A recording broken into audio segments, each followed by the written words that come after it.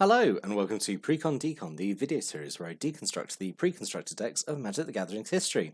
In this video, we're going to start looking at Shards of Alara, and we're going to start off by looking at Bant Exalted, which is the white-blue-green deck. Shards of Alara, and Alara block in general being a deck focusing heavily on multicolored cards.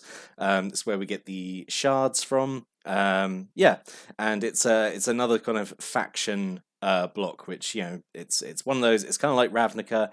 People can point to a 3-color combination and be like, "Yep, that's my faction. That's my shard. That's who I'm supporting." And like all other faction sets. Each shard has their own kind of like mechanical identity, what they do that the others don't. So each shard has their own like primary color. In Bant Exalted, just Bant Exalted is the name of the deck. Bant is white primarily, and then it branches out into green and blue. I would even say amongst those two secondary colors, one is secondary and one is more like tertiary. So yeah, we'll see a lot of triple color. But as I said in my introduction video, these are 41 card decks, so we're going to have a lot of kind of variance in cards, but actually not that many playsets or multiples really. So it's we'll discuss maybe the issues with that as we review the deck. But let's dive in. Bant Exalted. So, as you can probably guess from the name, a big strategy of the deck is Exalted, which is the Bant keyword. So, Exalted is a keyword I really like because I don't know, I just kind of like the idea of it really, and so Exalted is whenever a creature you control attacks alone, it gets +1/+1 for every Exalted permanent you have. The whole idea is you're sending out one guy or one girl, and all your Exalted permanents are like cheering them on and buffing them up. So you're having like one really good attacker. And I think it's just a fun mechanic, and So one of the rares deck, in fact, the foil face rare, because that's now a thing going forward, is Battle Grace Angel. So 3 colors and 2 white for a 4/4 flyer with Exalted. Whenever a creature you control attacks alone, which you would want it to do in this deck because it gets all the Exalted buffs, it gets lifelink until end of turn. So yeah, I think that's a pretty good rare. Just being a 4/4 flyer on its own is fine for 5, and it giving out this ability is also pretty good, I think. Obviously, it could just attack alone itself in the air, be a 5/5 at least, and give itself lifelink. Yeah, I think this is an okay rare for the deck, and it looks really good in foil as well. So with 2 Akrasan Squires, so 1 white for a 1/1 with Exalted. So yeah, you plonk these down, and they are there just to then cheer on your like real attackers. But even then, because of the way Exalted works, you could like late game just play one of these, and it's still like a viable attacker just because you can swing with it and it gets all the buffs anyway, while all the your other creatures hang back ready to defend. We have a single Sigiled Paladin. So 2 white for a 2/2 with First Strike and Exalted. So basically, just better than Akrasan Squire in every way. First Strike and Exalted makes it really, really good. Goes really well. Like a lot of keywords combo really well with Exalted. Just because you get the power and toughness increase, and then it just makes stuff like Lifelink or First Strike or Trample just much better. So yeah, it's another good card, and just really want to say, like, I really like the art for Bant stuff. I just think they're great. Really, really good art in Alara overall, I think. So I have 2 Guardians of Akrasa. So this is here just to be an Exalted giveaway, I suppose. So 2 colors and 1 white for a 0/4 defender, but he has Exalted. So you play it. Perfectly good defender, and also helps buff up your attacker as well. So yeah, again, like perfectly good card, I think. And then we have a single Wave Skimmer Avon. So 2 colors, 1 green, 1 white, 1 blue, for a 2/4 with Flying and Exalted. This I feel is a little expensive, like 5 mana and in 3 different colors, just for a 2/4 flyer is a bit much, I think. Because in the next set we have Avon Squire, which is 1 color, 1 white for a 1/1 with Exalted. Like if you just want a flying creature that gives the Exalted, that has Exalted, the next set proves that effect can be cheaper. So this is very overcosted. I think the Wave Skim Raymond. This is a card you'd probably want to ditch, honestly. Because I don't understand why it has to be so hard to get. This could be mono white easily, and it would be fine. I don't understand what's really green or blue about this card. So the other rare of the deck is Knight Captain of Eos. So 4 cards on white for a 2/2. When it comes into play, put 2 1/1 white soldier creature tokens into play, and you pay 1 white, sacrifice a soldier, prevent all combat damage that would be dealt this turn. So like I think it's a good card. It has a good like kind of soldier synergy, and you've got quite a few soldiers in the deck. Not really doing anything with Exalted though, which is it's a weird choice. There are definitely better choices. I do think it's an okay card, but it's coming down. It's making what 4 power worth of stuff, and you've kind of then got like fog on demand, but by sacrificing a soldier. Yeah, I guess it's okay. It's fine. 2 Knight of the Skyward Eye, so 1 card and 1 white for a 2/2. 3 cards and a green. Knight of the Skyward Eye gets +3/+3 till end of turn. Play this ability only once a turn. So yeah, this is a good thing to be swinging, getting the Exalted buffs. Obviously, it can buff itself up as well, even further with its ability. Yeah, I think it's just a perfectly fine like 2-drop.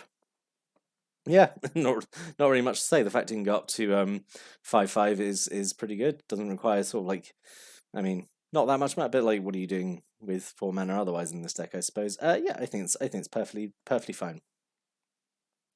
Little lore trivia here.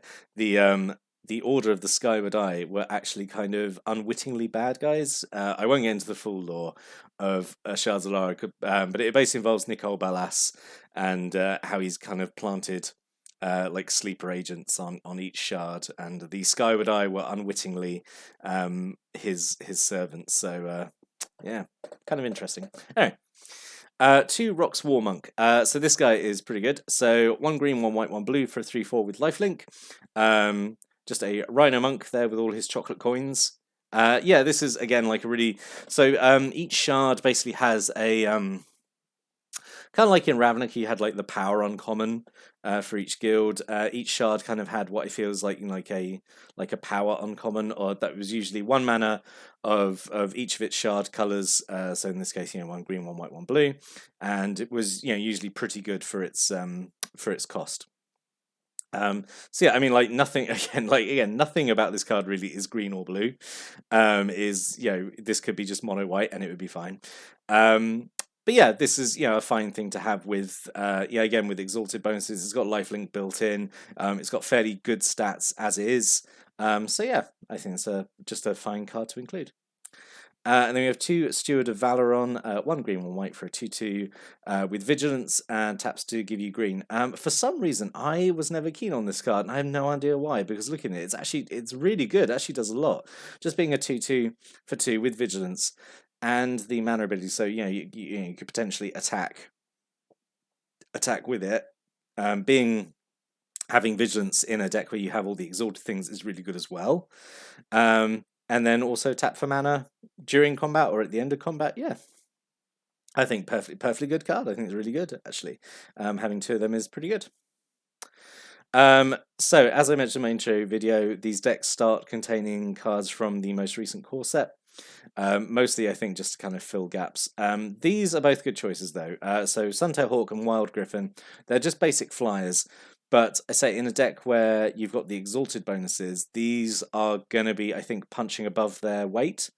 Even like the Suntail Hawk, say, I know, turn 1, you do Suntail Hawk, turn 2, you do your 2, Akrazan Squires. This is kind of like, assuming perfect draws and stuff. And then Suntail Hawk's attacking for 3 in the air on turn 2. That's pretty good. Yeah, because that's the thing about Exalted. It makes even small creatures like Suntail Hawk, like, genuinely, like, really threatening. The downside is if you're only attacking with 1 creature, so your opponent only has to, block that. So there are times maybe you have to, like, weigh up, like, is it worth attacking with my 1 Exalted boosted creature, or do I attack with everything? But yeah, both these I think are fine choices. They're just bog standard flyers. But I say evasion abilities go a long way with Exalted. So we have a single Angelic Benediction. So 3 cards and 1 white. So it's an enchantment with Exalted. So not just creatures can have Exalted, other permanents can have Exalted as well. So it has Exalted, and whenever a creature you control attacks alone, you can tap target creature. So, I think the intended use of this is obviously you attack with your creature, it gets the Exalted bonuses, and then you tap down like your opponent's biggest blocker. And then they have to obviously make a less favourable block, I suppose. So yeah, I think Angelic Benediction is like fine choice. 2 excommunicates, 2 cards and a white. So this is white time ebb basically. You just put a creature on top of its owner's library, which I think is an effect that's fine in white, to give them this kind of like bounceability. Yeah, it's fine. It's kind of like a soft removal option. It's still kind of pricey, 3 mana, and its sorcery speed kind of hurts it, but it is essentially like a soft time walk effect because you're locking your opponent out of like a new draw because they're just going to draw something they kind of already had essentially. So yeah, I think it's fine. 2 pacifism. Yep, Grack. Get used to Grack. We see Grack a lot. So 1 card, 1 white. It's pacifism. We all know pacifism by now. It's been in like a million decks by now. And a single Kiss of the Ameshar. So 4, 1 white, 1 blue. Sorcery. Target player gains 7 life and draws 2 cards. So maybe a little pricey, but it is kind of, I feel like, doing a fair amount. Like 7 life is a fairly decent chunk. Drawing 2 cards is okay. So yeah, it's good. I think it's like a fine late game play when you kind of like running a bit low on gas and you need to recharge a little bit. I think this is a fine card to have. So because these are triple color decks, we need a bit of land fixing. So really every shard had access to land fixing, which I'm really grateful for because trying to play triple color is always a bit of a struggle. So you have 2 Bant panoramas. You can tap it for 1 colorless mana, or you can pay 1 and tap and sacrifice it to search your library for a basic forest, plains, or island and put it into play tapped, then shuffle your library. So it's kind of like Terramorphic Expanse, but it can give you mana if you need it, and it's obviously limited what you can find. Going forward from Conflux onwards, the Alara decks just use Terramorphic Expanse, which I think is just a better card because you can use it sort of straight away. You can tap it for colors if you really need to, but as I say, it doesn't have an activation cost beyond tapping, whereas this does, and is limited what you can get. And then 2 Seaside Citadels. So every shard has a tri-land.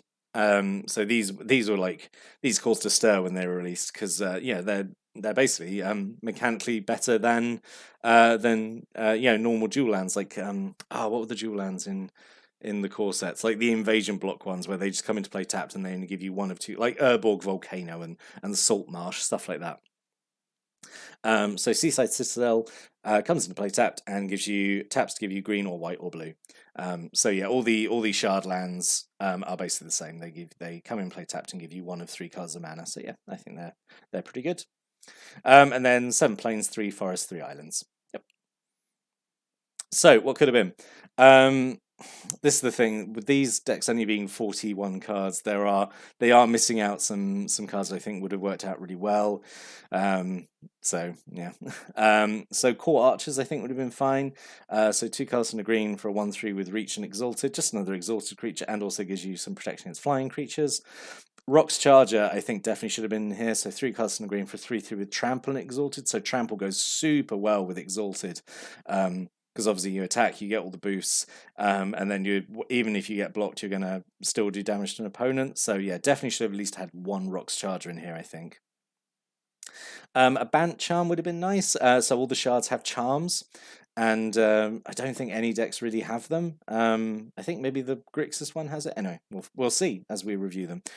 So Bant Charm, I love charms. So 1 mana of every color for 1 of 3 effects: destroy an artifact, or put a creature on the bottom of its owner's library, which is basically taking it out of the game completely, or you counter an instant spell. So all those effects I think are okay. Obviously, I think that middle effect where you put a creature on the bottom of its owner's library is the best, especially at instant speed actually, which is really, really strong. But the other 2 effects are obviously useful, just a bit more conditional.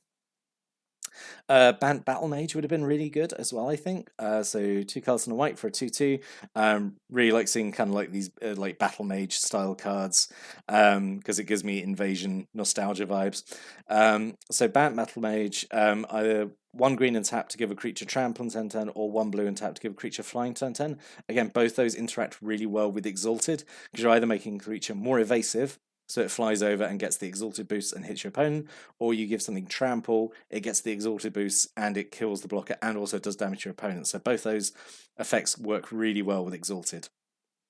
And then maybe as an alternate rare, maybe instead of the Night Captain of Eos, because I don't think that's really doing anything, Stoic Angel. So 1 green, 1 white, 1 blue. For a 3/4 flying and vigilance, players can't untap more than 1 creature during their untap step. So it is a symmetrical effect, but you're really attacking only 1 creature a turn, ideally, because it's getting all the exalted bonuses, whereas your opponent might be like, oh, I want to attack with multiple things, and then you drop this and like, oh, you can actually untap 1 thing at a time. So I think this would have been good, just because again it plays really well with the exalted. So in summary, I do think it's pretty good. I like Exalted. I'm a little biased towards it. I think this deck does a fine job with only 40 cards to, well, 41 technically, 41 cards to work with. It's got to kind of show off the shard, I suppose. But even so, like the Suntail Hawk and the Wild Griffin, like you could have just had one of those, and then you could have had like a Rocks Charger in there, or the Court Archers, or something like that. I don't know, or like a Bant Battle Mage. I don't know. But yeah, overall, I think it's good. I think actually, I did get this one. I think because I did actually like the look of Exalted. Yeah,